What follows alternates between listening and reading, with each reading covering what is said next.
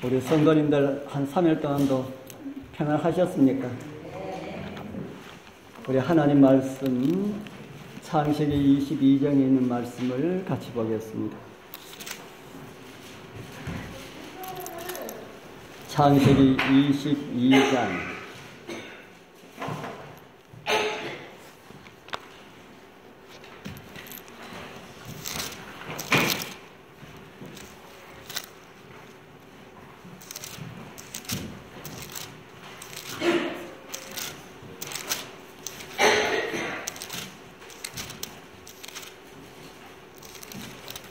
22장 1절, 창세기 22장 1절, 2절 우리 같이 읽겠습니다. 그 일 후에 시작.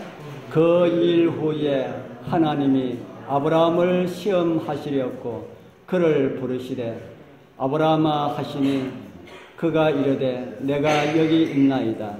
여호와께서 이르시되 내 아들 내 사랑하는 독자 이삭을 데리고 모리아 땅으로 가서 내가 네게 일러준 한 산 거기서 그를 번제로 드리라.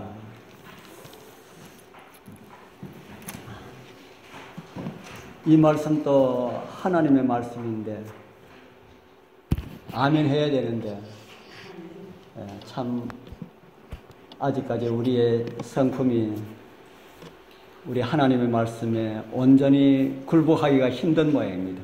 읽고 아멘이 우리가 아브라함의 입장도 아닌데도 그런데 아브라함의 입장은 어땠을까요? 평온하고 행복한 아브라함의 가정에 해오리 바람이 몰아쳤습니다. 아브라함이 이삭을 번제로 드리라라는 이런 부름을 받았을 때에 이삭은 어린 나이가 아니었습니다. 우리 그림에 보면은 어린애를 잡아가지고 이렇게 묶어놓고 이렇게 하는데 그런 어린애가 아니었고, 우리 이제 아브라함과 이삭이 모리아 산으로 올라가는 그런 모습을 제가 이 아브라함에 관한 내용은 아브라함 모리아 산과 관련된 내용은 너무 맛이 있어서 맛있는 음식은 빨리 먹으면은 빨리 먹기가 싫지 않습니까? 조금씩 제가 우리 여러분들도 그런지 모르지만 제가 너무 맛이 있어가지고 조금씩 이 아브라함과 모리아 산에 가는 그 길을 제가 몇 번 제가 말씀을 드리게 될 것입니다. 그래서 그 길을 보면은 나무찜을 누가 지고 갔습니까? 나무찜을 누가 지고 갔다 합니까? 예, 우리가 다음에 이제 찾아보면 알지만은 이삭이 나무찜을 지고 갔습니다. 어린아이였다면은 어린아이에게 그 나무찜을 지우지 않겠지요. 그래서 이때의 이삭의 나이는 적어도 20살 정도 되었다. 한창 청년기지요. 이런 아이를 하나님께서는 뭐로 드리라고 합니까? 번제로 드리라. 하라의 이 권고로 하갈과 이 사라의 이런 내보내라고 하는 이 말을 듣고 하갈과 이스마엘을 내보내고 이제 남방에서 살다가 헤브론으로 돌아왔습니다. 지난번에 남방 브엘셰바에서 살았다 그랬지요. 그래서 브엘셰바하고 헤브론하고는 아브라함이 그곳에 살다가 이곳에 살다가 그렇게 많이 했던 그런 곳입니다. 헤브론이 더 많이 살았지요. 그래서 헤브론으로 돌아온 아브라함의 가정은 그야말로 정말 행복한 그런 삶을 살았을 것이다 하는 이런 생각이 듭니다. 그런데 그런 행복을 시샘이라도 한 듯이 하나님의 명령이 아브라함에게 전달됩니다. 그 내용은 우리가 이미 읽은 창세기 22장 1절의 말씀이지요. 그리고 하나님께서는 이 창세기 22장 1절에 아브라함을 부르시고 난 다음에 2절에 내 사랑하는 독자 이삭을 데리고 번제로 드리라 라는 이런 지시를 하십니다. 여러분들은 이 하나님께서 정말 이런 말씀을 하실 수가 있는 그런 분이라 생각하십니까? 제가 이렇게 말씀을 드리니까 이 말씀은 여기 나오는 이 기록은 하나님의 말씀이 아닌가라고 하는 이런 생각이 들지도 모르지만은 정말 하나님께서 아들을 데리고 가서 번제로 드리라 라고 하는 이런 명령을 하실 수 있는 그런 분이라 생각이 듭니까? 번제가 무엇인지 아시죠? 번제. 모르시는 분이 이제 있을 것 같아가지고 제가 말씀을 드립니다. 번제는, 하나님께서 아담에게 양을 잡아서 제사를 드리라고 이렇게 시켰습니다. 그 양은 누구를 상징하는 양입니까? 예수님을 상징하는 양.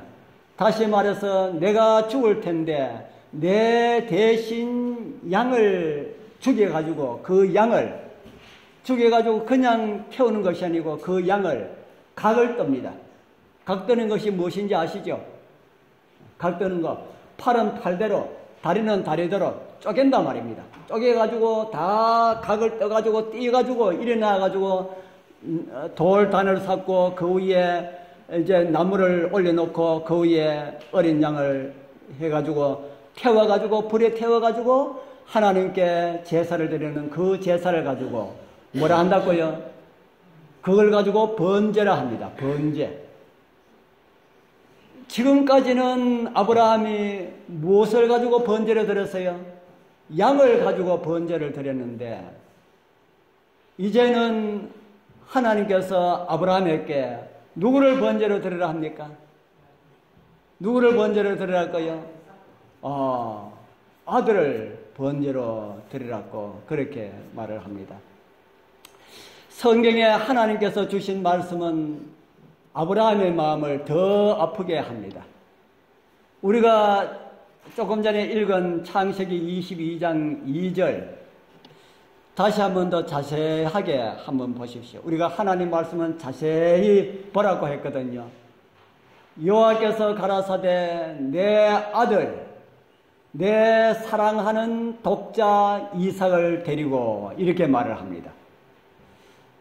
그냥 네 아들을 데리고 가서 번제를 드려라 이렇게 하지 아니하고 네 아들 이삭을 이렇게 하지 아니하고 하나님께서 이삭에게 주어질 그런 칭호는 다 이야기를 합니다.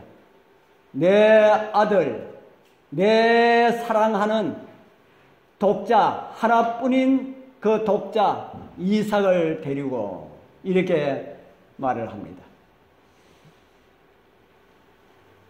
사랑하는 아들에 대해서 많이 들으면 많이 들을수록 가슴이 더 아플까요?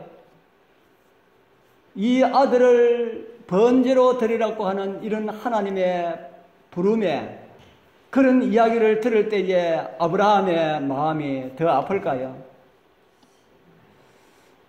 아들은 다 귀한 아들인데 우리 여러분들 아들 다 귀하지요? 아들이나 딸이나 여러분들 가정의 아들이나 딸이나 다 귀하지요. 여러분들 아들과 딸들이 다 성장해서 결혼을 해서 다 살림을 나가서 따로 이렇게 다 살지만은 눈에 안 보이니까 사랑이 안 갑니까? 눈에 보이지 않으면 사랑이 안 갑니까? 눈에 보이지 않아도 사랑이 갑니다. 혹시 내 아들, 딸이 오늘은 잘 지낼까라고 하는 이런 생각들이 늘 우리 여러분들 마음속에 있지요. 아들과 딸은 다 귀한데 다른 집 아들과 딸보다 아브라함에게의 아들과 딸은 아들은 더 귀합니다. 뭐 그 아들이나 다 같은데 뭐 그런 말 하나 하는 생각이 들 수가 있을 건데요. 아브라함에게 이삭은 더 귀한 아들이라고 하는 생각이 들 수가 있습니까?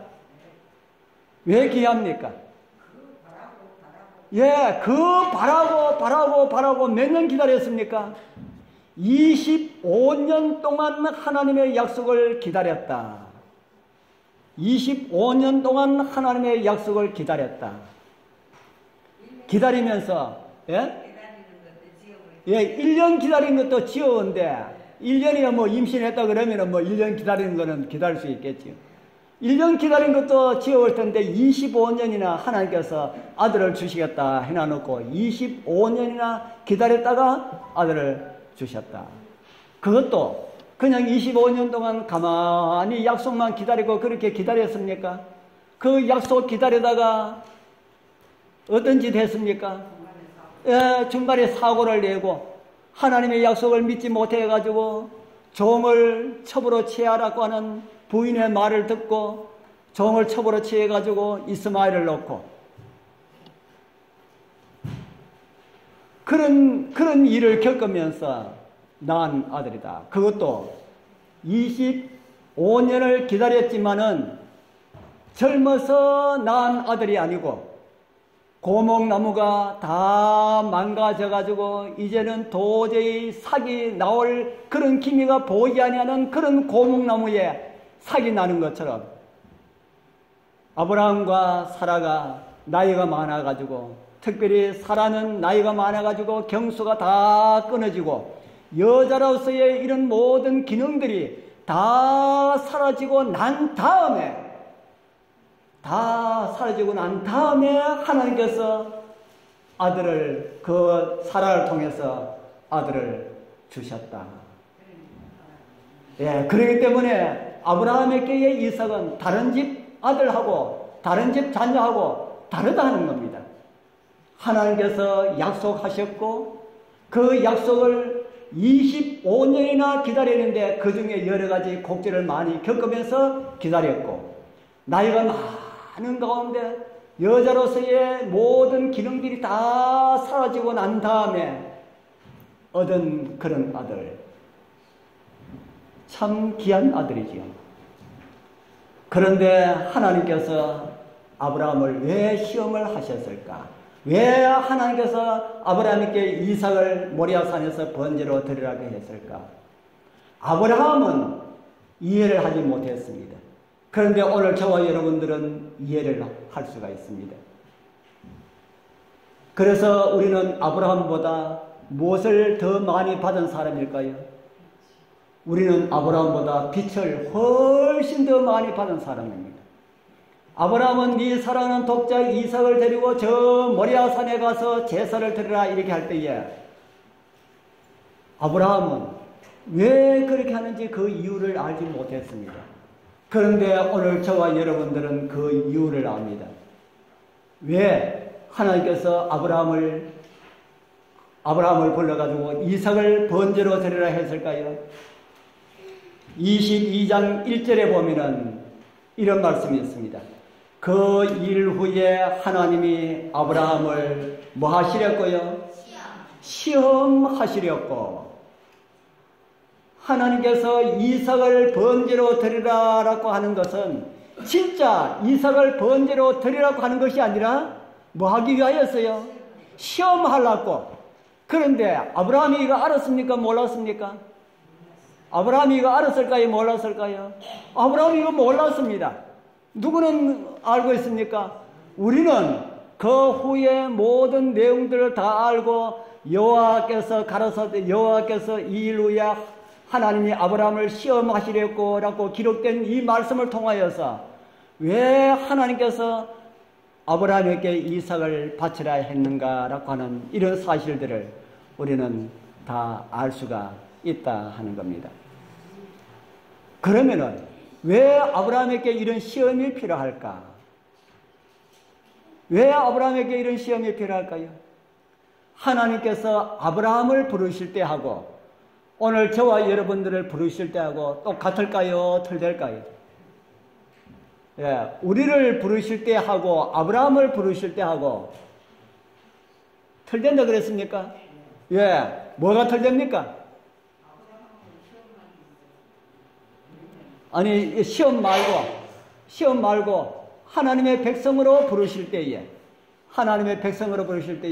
하나님께서 아브라함을 하나님의 백성으로 부르신가 하고 우리를 하나님의 백성으로 부르신가 하고 같은가 틀린가 하는 겁니다. 틀립니다. 우리는 구원받도록 하기 위하여서 부르셨고 하나님께서 아브라함을 부르실 때는 구원하고 상관없이 뭐 하기 위해서 부르셨나 하면은 창세기 12장 1절에서 3절에 그 내용이 기록되어 있습니다. 제가 거기에 빨간 글씨를 적어놨습니다. 내게 무엇을 주어 그랬습니까? 내게 복을 주어. 그 다음에 너는 무엇이 될지라 그랬습니까? 복의 근원이 될지라. 복의 근원. 근원이 뭡니까? 근원이 무엇인지 제가 알 것 같으면서도 잘 몰라가지고 제가 사전을 찾아보니까 물줄기의 근본이라 이렇게 기록되어 있었어요. 뭐의 근본이랄까요? 물줄기의 근본. 그래서 제가 낙동강 물줄기 어디서 시작된지 여러분 아십니까? 낙동강 물줄기. 낙동강 700리가 되는 그 긴 강의 물줄기 어디서 시작된다고요? 예, 우리 장로님 말씀하시는데 여기 한 번씩 가보셨습니까? 저는 여기 1년에 한 2번씩 가는데요.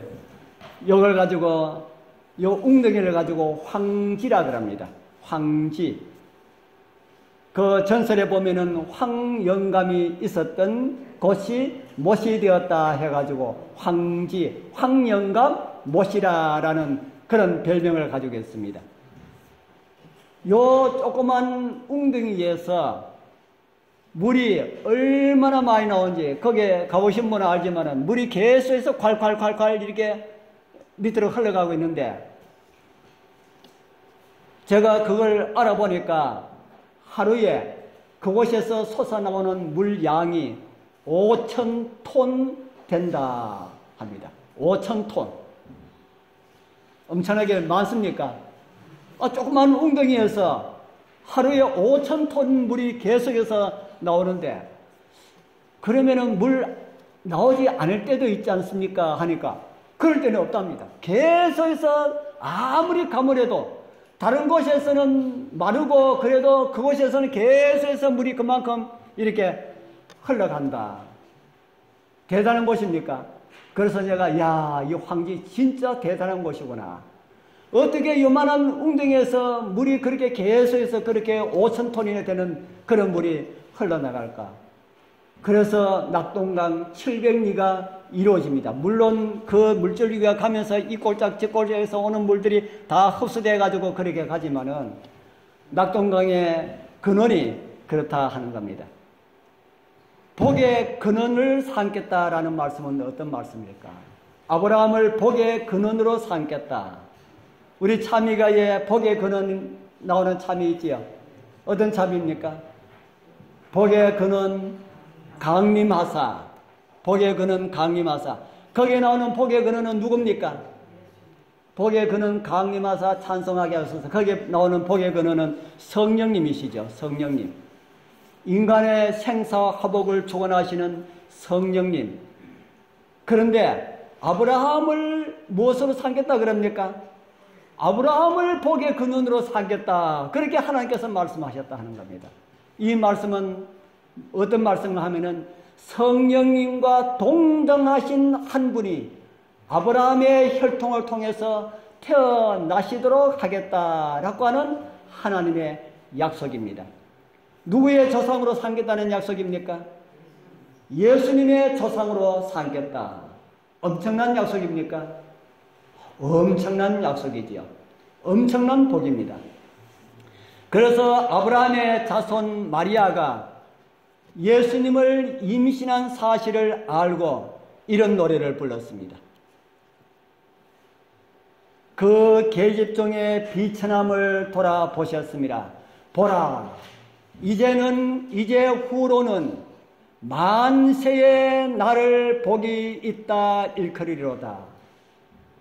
이제 후로는 무슨 말입니까? 이제 후로라는 말은 오늘 이후로는 세상 끝날 때까지 만세에 누가 복이 있다고요? 내가 복이 있다고 일컬이로다. 이렇게 마리아가 예수님 임신한 사실을 알고 그렇게 이런 노래를 불렀습니다. 구약의 이스라엘 여인들, 특별히 아브라함의 자손들은 다 이런 복을 기대하면서 여자들은 그렇게 살았습니다. 아브라함의 자손들 가운데 여인들은 누구나 다 구세주의 어머니가 될 수가 있기 때문에 구세주의 어머니가 내가 되지는 않을까라고 하는 이런 기대를 가지고 살았다 하는 겁니다. 이 세상 사람들 가운데 누구를 선택해가지고 이런 특권을 주었다 그랬습니까? 누구를 선택해가지고요? 아브라함을 선택해가지고. 그러면은 아브라함이 다른 사람보다 좀 달라야 될까요? 같아도 괜찮을까요? 좀 달라야 되겠습니까? 뭐 아브라함도 사람인데 이해를 하겠습니까? 예? 우리 아브라함이 그렇게 메시아의 조상으로 하나님께서 특별히 선택해가지고 이렇게 뽑아가지고 한 아브라함이 우리하고 좀 달라야 되겠습니까? 똑같아도 괜찮을까요? 달라야 되겠습니까? 똑같으면 다 안 났을까요? 똑같으면은 아이고 아브라함도 뭐 그런데 하고 우리도 좀 적당하게 살 수가 있지 않겠습니까? 그런데 아브라함의 행적을 보면은 우리하고 좀 나은 점이 있습니까? 없습니까? 아브라함의 행적을 보면은 우리하고 아브라함하고 비교해 보면은 좀 나은 점이 있습니까? 별로 나은 점이 없어 보입니까? 지금까지 보면은, 지금까지 아브라함이 살았던 모습을 보면은 좋은 모범을 많이 보여주지 못하였다. 아브라함은 좋은 모범을 많이 보여주지 못하였습니다. 하나님의 약속을 불신하여 지금까지 보여주신 하나님의 그 말씀처럼 자신의 종을 상속자로 삼으라 했고요. 아들을 주겠다 했는데도 그걸 못 믿어서 자기의 종을 상속자로 삼으면 안 되겠습니까? 하고 이렇게 하나님께 말씀을 드렸고요. 그러고는 아니다 하는 네 몸에서 날짜가 네 상속자가 될 것이다 하니까 첩을 통해서 그 일을 자기가 그 일을 이루고자 그렇게 하지 않았습니까? 그러고 난 다음에 저 애굽에 가서는 그리고 그 지방에 가서는 자기 목숨이 위태되어 가지고 자기 부인을 가지고 누구를 했습니까? 자기 부인을 가지고 동생을 했지 않습니까? 그리고 왕이 너 왜 부인을 가지고 동생을 했느냐 이렇게 이야기하니까 뭐라고 변명했습니까? 뭐라고 변명했습니까? 다 잊어버렸습니까? 왕이시여 진짜 내 동생입니다 했잖아요. 그 말되는 이야기입니까? 진짜 내 동생입니다. 동생이라도 자기 부인이 되었다면은 동생이라 했다가 당신 동생 낳아 주시오 하면은 뭐라고 해야 됩니까? 왕이시여 사실은 내 동생이지만 내 부인입니다 해야 되잖아요. 그런데 낳아 주시오 하니까 얘 데려가세요. 이게 누구의 모습이랄까요? 이게 아브라함의 모습입니다. 우리 여러분들, 우리 남편분들, 우리 돌아가신 분들, 계신 분들 많았지만은, 우리 여러분들 남편분보다 아브라함이 모원했다는 겁니다. 훨씬 모원했습니다. 우리 임순희 집사님, 우리 사랑하는 우리 남편 김 집사님보다 누가 모원했어요? 아브라함이 모원했다는 겁니다. 아브라함이. 우리 남편들은 적어도 이러지는 않지 않습니까? 비겁하게. 예, 비겁하게 이르지는 않는다. 이런 아브라함을 믿음의 조상으로 올려놓으니까 하나님께서도 마음이 편하겠습니까? 하나님께서 마음이 안 편하지요. 그러면 어떻게 해야 되겠습니까? 믿음의 조상 아브라함이라고 하는 어떤 이름에 걸맞는 어떤 모습을 보여줘야 되겠지요. 어느 회사에 유능하게 보이는 한 사람이 있어서 사장이 그 사람을 스카우트 해가지고 중책을 앉혀주었습니다. 그랬더니만은 이 사람이 중책에 따라서 그렇게 하지 아니하고 적당하게 이렇게 함으로 인해서 회사에서 많은 비판들이 있게 되었습니다. 그러면은 이 사람을 스카우트 해온 사장의 입장이 어떻게 됩니까? 사장의 입장이 말이 아니죠. 그래서 그 사람을 불렀습니다. 자네 이해가지고는 안 되지. 그래서 우리 회사 사람들에게 자네의 모습이 어떻다 그런 걸 한번 보여주기를 바라네. 내가 그래서 이번에 아주 좋은 프로젝트를 하나 만들어가지고 자네에게 맡길 테니까 자네가 가지고 있는 그 진짜 실력을 한번 보여주게. 그래서 그 프로젝트를 아주 성공적으로 잘 한다면은 회사 사람들이 뭐라 그러겠습니까? 과연 우리 사장님이 한 사람을 데려오더니만은 별로라고 생각했는데 정말 그 사람이 된 사람이라고 이렇게 생각할 수 있지 않겠습니까? 지금 제가 말씀드린 이 이야기를 하나님이 지금 시도하고 계신다 하는 겁니다. 아브라함을 믿음의 조상, 예수님의 조상, 복의 근원으로 그 이름에 걸맞는 사람이 되도록 하기 위하여서 아브라함을 지금 불렀는데 뭐 하기 위해서 불렀어요? 시험하기 위하여서 불렀다 하는 겁니다. 그런 의미에서 시험은 좋은 시험입니까? 나쁜 시험입니까? 그런 시험 여러분들에게 주시면은 여러분들 아이고 하나님은 어떻게 내한테 이런 거 주십니까? 말도 안 되는 거 이런 거 주십니까? 이렇게 하실래요? 감사합니다 하실래요? 아브라함처럼 이런 시험을 준다 할지라도 감사합니다 할 수 있겠습니까? 이런 시험은 다 아브라함에게 유익된 그런 시험이다. 그래서 제가 오늘 시험의 종류에 대해서 제가 조금 말씀을 드리려 합니다. 잠깐만 제가 말씀을 드리겠습니다. 시험은 두 종류의 시험이 있습니다. 시험 몇 종류의 시험이 있다고요?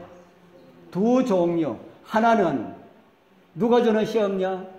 하나님께서 주시는 시험. 다른 하나는 누가 주는 시험일까요? 예? 다른 하나는 사단이 주는 시험입니다. 하나님께서 주시는 시험은 제가 지금 말씀드린 것처럼 우리로 하여금 일어서도록 하기 위하여서 믿음으로 살아갈 수 있도록 하기 위하여서 우리를 하늘나라 데려가시기 위하여서 주시는 시험이고요. 사단이 주는 것은 뭐 하기 위해서 줄까요? 사단이 주는 것은 우리를 넘어뜨리고 우리로 하여금 멸망하도록 하기 위하여서 주는 것이 사단이 우리에게 주는 시험입니다. 그러면은 시험을 요거는 사단이 주는 시험이다. 요거는 하나님께서 주시는 시험이다. 요거 우리가 분별할 수 있어야 되지 않습니까? 분별할 수 있습니까? 없습니까? 우리 여러분들 분별할 수가 있습니까? 없습니까? 우리 분별할 수가 없지요. 분별을 하지 못합니다. 그러면은 어떻게 알아야 그 시험에 대해서 하나님께서 주신 시험은 적극적으로 이렇게 해도 우리한테 손해가 없기 때문에 적극적으로 나가고 사단이 주는 시험은 나갈 필요가 없잖아요. 피해가 가면 되는 거고. 어떻게 하면은 이것을 알 수가 있을까? 성경이 가르쳐 줍니다. 무엇이 가르쳐 준다고요? 성경이 가르쳐 줍니다. 한번 보겠습니다. 성경이 뭐라고 가르쳐 주는지. 야고보서 1장 13절에서 14절에 보면은 이 시험을 이야기를 해줍니다. 사람이 시험을 받을 때에 내가 하나님께 시험을 받는다 하지 말지니 하나님은 악에게 시험을 받지도 아니하시고 친히 뭐 하신다 그럽니까? 아무도 시험하지 아니하시느니라. 아이고 조금 전에 아까 우리가 어떤 내용을 읽었습니까? 하나님께서 누구를 시험하려 하사 아브라함을 시험하려 하사라는 말씀을 읽지 않았습니까? 그런데 여기는 하나님께서는 아무도 시험하지 아니하신다라고 말씀하시는데 이 말씀은 어떤 말씀일까 하는 겁니다. 하나님께서는 우리를 넘어뜨리기 위한 그런 시험은 하지 아니하신다 하는 겁니다. 이제 그 다음에 오직 같이 읽겠습니다. 오직 각 시작 오직 각 사람이 시험을 받는 것은 자기 욕심에 끌려 미혹됨이니. 시험을 받는 것은 무엇 때문에 시험을 받는다 그럽니까? 자기 욕심에 끌려서 시험 받는다. 그러면 이제 사단이 주는 시험하고 하나님께서 주는 시험하고 이제 아시겠습니까? 예. 하나님께서 주시는 시험은 예를 든다면 교회에서 안식학교 순서를 맡겨가지고 순서하면 하십시오. 이것도 시험 될 수가 있겠습니까? 없겠습니까? 이것도 시험이 될 수 있을까요? 없을까요? 이것도 시험이 됩니다. 아이고 나는 뭐 못하겠는데 뭐 그런 걸 줘가지고 고마 그거 주면 교회도 가기 싫다 이런 생각이 드는 겁니다. 그런데 안식일교회에 제가 작은 예를 하나 드는 겁니다. 안식일교회 순서를 한 번 하고 두 번 하고 하면은 누구에게 유익이 될까요? 누구에게 유익이 될까요? 본인에게 유익이 됩니다. 저는 조그마한 교회에 제가 다녔더니만은 저한테 뭘 자꾸 시켜요. 안 한다 그래도 자꾸 시키더라고요. 아, 시킨 대로 해보자, 뭐이든지 그거 했더니만은, 아유, 교회 나온 지 얼마 되지도 않았는데, 이제 침례받고 난 다음에, 침례받고 1년 됐는데, 설교하라고 그러더라고요. 설교하라고 하면 해보지, 저는 그래 시킨 대로 다 했습니다. 시킨 대로 하다 보니까 그것이 저에게 유익이 되더라 하는 겁니다. 제가 아주 작은 예를 들었습니다. 그 외에도 하나님께서 우리에게 주시는 시험은 대부분 그런 것들이다. 그런데 사단이 주는 시험은 어디서 오는 것이라 그럽니까? 사단이 주는 시험은 어디서 와요? 사단이 주는 시험은 저 위에서 올까요? 요 속에서 올까요? 예, 사단이 주는 시험은 요 속에서 온다 하는 겁니다. 밖에서 오는 시험은 우리가 다 겁낼 것이 없다. 이길 수가 있는 것이다. 다른 사람은 우리를 핍박하는 것도 이길 수 있는 것이다. 그런 건 하나도 겁낼 것이 없다 하는 겁니다.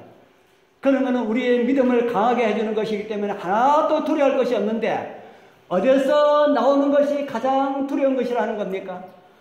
요 속에서 나오는 것. 요 속에서 뭐가 끌리게 하는 거예요? 예, 자기 욕심에 미혹되게 하는 것. 그 욕심에 끌리는 그런 시험은 우리로 하여금 무엇으로 가게 하는 것이라 그럽니까? 멸망으로 가게 하는 것이다. 제 이종 사촌 형이 있었는데 폭탄 알지요? 옛날에는 폭탄이 많았잖아요. 폭탄 하나 주워가지고 그거 엿바꿔 먹으려고 하다가 동네 사람이 야 이놈아 그거 폭탄이다 버리라 했는데도 나 이거 엿바꿔 먹을 겁니다 하고 가지고 놀다가 똑똑똑똑 하다가 뻥 터져버렸어요. 한 30리 정도 되는데 그 소리가 우리 마을까지 들렸습니다. 얼마나 크게 터졌으면은 그랬을까요? 그런데 어떻게 됐을까요? 완전히 몸이 박살나버렸습니다. 네. 우리 형이 아주 어렸을 때지만은 그거 가지고 놀다가 터지면 죽는다는 거 알았을까요? 몰랐을까요? 예? 터지면 죽는다는 거 알았을까요? 몰랐을까요? 알았어요. 왜냐하면 동네 사람들이 보고 야 이놈아 그거 버리라 그거 터지면 죽는다 그렇게 이야기했다 그러거든요. 그런데 뭐 하기 싫어요? 버리기 싫어. 요거 뭐 할 건데요? 엿장사 오면은 폭탄 주고 엿 주겠습니까? 안 주겠습니까? 안 주지요. 그런데 자기 생각으로는 요놈 주고 엿바꿔 먹으면은 그거 맛있는 거 그거 생각하고 예, 주기 싫은 겁니다. 우리 아까 읽어본 말씀에 이런 말씀이 있지요. 읽어본 말씀 다음입니다. 욕심이 잉태한 적 죄를 낳고 죄가 장성한 적 뭐 난다 그럽니까? 사망 납니다. 포탄 안고 있으면은 어떻게 된다는 거예요? 죽는다 하는 겁니다. 죄 안고 있으면은 죽는다 하는 겁니다. 닭이 계란을 품으면은 뭐가 나올까요? 병아리가 나옵니다. 그런데 사람은 욕심을 품으면은 뭐를 낳게 된다고요? 죄를 낳게 되고 죄가 자라면은 사망이 온다, 죽는다 하는 겁니다. 그러면은 우리는 어떻게 하면은 그 욕심을 버릴 수가 있을까? 우리 속에서 나오는 욕심 버리라 해도 안 되잖아요. 버리라 해도 그거 좀 버리고 싶은데 잘 안 되는지 제가 버릴 수 있는 비결을 성경을 통해서 말씀을 드리겠습니다. 갈라디아서 5장 6절입니다. 같이 읽어보겠습니다. 내가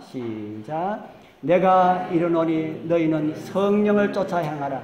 그리하면 육체의 욕심을 이루지 아니하리라. 욕심을 버리기가 참 어렵지요.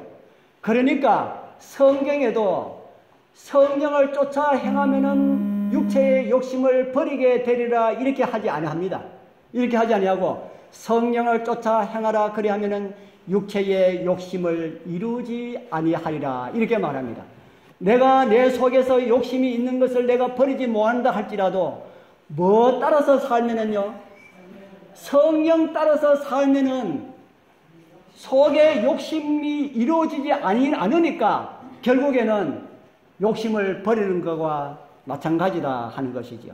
우리 사랑하는 성도님들, 욕심 못 버린다고 한탄하지 마십시오. 성경에도 안 버려도 괜찮다 합니다. 그 대신에 뭘 쫓아 행하라? 욕심을 가지고 있다 할지라도 하나님의 말씀에 쫓아 행하라. 하나님의 말씀에 쫓아 행하면은 육체의 그 소욕, 욕심이 이루어지지 않을 것이다. 그렇게 말씀을 하고 있습니다. 성령을 쫓아 행하는 것은 어떤 것일까? 성령의 통로가 있습니다. 여러분들 성령의 통로가 어떤 것인지 생각해 보셨습니까? 성령의 외적인 통로는 뭐고요? 제가 여기 뭐겠습니까? 손가락 잡고 하면서 읽어라 이러지요. 뭐겠습니까? 성경. 외적인 통로는 성경이고요. 내적인 통로는 뭡니까? 마음입니다.